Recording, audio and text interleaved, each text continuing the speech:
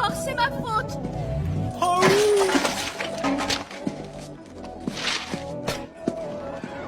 Il arrive. Lorsque la directrice voit le garçon entrer dans l'école, elle déclenche immédiatement l'alarme. Les élèves deviennent nerveux et anxieux en entendant l'alerte. Le garçon entre dans le couloir du bâtiment scolaire.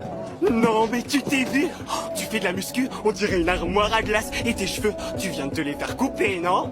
Sous sa pression, les élèves tremblent en rendant leurs devoirs. Une fille dit qu'elle n'a pas terminé un devoir. Elle le remettra au plus tard demain. Hey, t'as regardé? Quoi?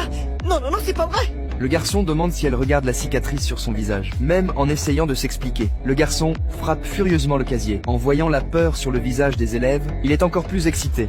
2 pour le prix d'un.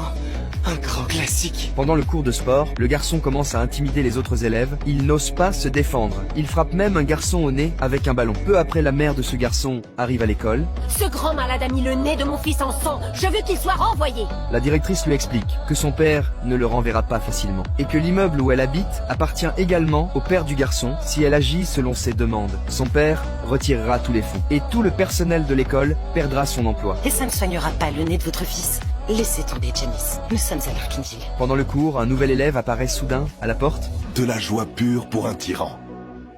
Trevor était submergé d'émotions. Des insultes arrivaient par vagues dans son esprit. Le garçon est extrêmement excité. Après sa présentation, il l'interpelle immédiatement. Mais le nouveau reste complètement indifférent. Le garçon commence à se moquer publiquement de son nom. À l'heure du déjeuner, le garçon apparaît soudain devant lui et lui ordonne de vider son sac. Tu peux répéter? Il a dit, donne-moi ce qu'il y a dans ton sac. Pourquoi? Le garçon ne s'attendait pas à ce qu'il refuse directement. Cette fois, les élèves s'éparpillent effrayés. Même la cantinière ferme sa fenêtre. C'est un homme mort. On aurait dû y aller plus fort. Je me sens coupable. Le garçon est hors de lui. Il menace de le frapper s'il n'obéit pas. Ce serait une grave erreur. Je l'aurais bien cherché, celui-là.